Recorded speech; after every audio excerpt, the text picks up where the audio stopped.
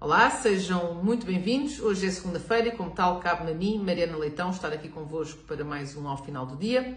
Hoje vou falar sobre a TAP, porque saiu uma notícia no Expresso que diz que o Governo, afinal, quer acelerar o processo de privatização da TAP e avançar já com a venda de mais de 50% este ano. Para contextualizar, e porque é importante relembrar, em 2015, por decisão do governo da altura, de Pedro Passos Coelho, 61% da TAP passou para a gestão privada. Assim que sai o governo de Pedro Passos Coelho e entra o governo de António Costa, ficou bastante claro que era o objetivo desse governo reverter esta decisão e, portanto, passar a ser o Estado a ter o controle da TAP e, pouco tempo depois, passámos então a deter 50% da TAP, porque não se sabe bem porquê, era crítico para este governo da altura, socialista, também de António Costa, ter uma companhia aérea, o Estado ter uma companhia aérea. Ora, a reversão da privatização foi um erro monumental. E não sou eu que o digo, é o próprio Tribunal de Contas.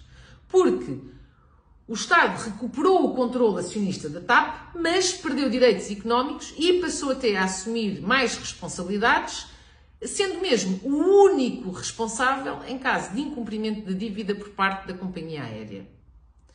Quando vem a pandemia, o que obviamente levou à paralisação do tráfego aéreo, que trouxe prejuízos brutais para a TAP, este risco que surgiu com a reversão da privatização tornou-se efetivo. E, apesar de haver várias formas de lidar com esta situação, um governo socialista apoiado no PCP e no Bloco de Esquerda, para um governo destes não havia mais nenhuma alternativa senão resgatar a TAP.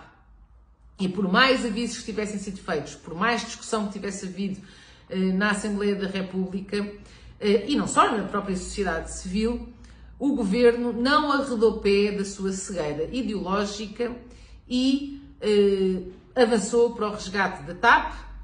Ficámos em 2020 com 72,5% da companhia. Em 2021, com o aumento de capital, a TAP regressa à propriedade exclusiva do Estado.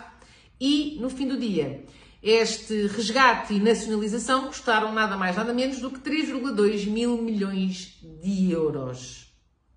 Mais do que o pacote que o governo atribuiu agora às famílias para combater a inflação e a subida dos preços e a crise em que nos encontramos. E, em bom rigor, não faz sentido nenhum termos uma companhia aérea. É completamente irrelevante se andamos na TAP, se andamos na Ryanair ou noutra qualquer. Não há qualquer interesse estratégico em ter uma companhia aérea, não faz qualquer diferença para a nossa afirmação internacional ou para a nossa reputação e também não é por a TAP ser do Estado que tem mais ou menos sucesso.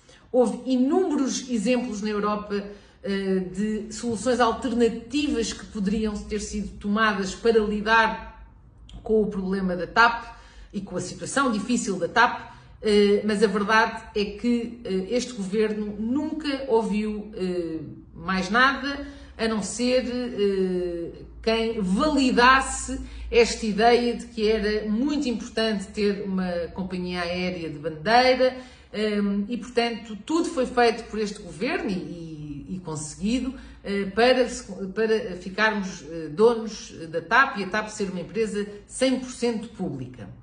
Ora, mas se a reversão da privatização já tinha sido um erro monumental, a nacionalização da TAP foi uma verdadeira catástrofe, porque acabou por representar um total e absoluto desperdício de fundos públicos, comprometeu as contas públicas e vai deixar uma fatura elevadíssima para todos nós pagarmos. Relembro, mais do que o pacote de medidas anunciado para as famílias.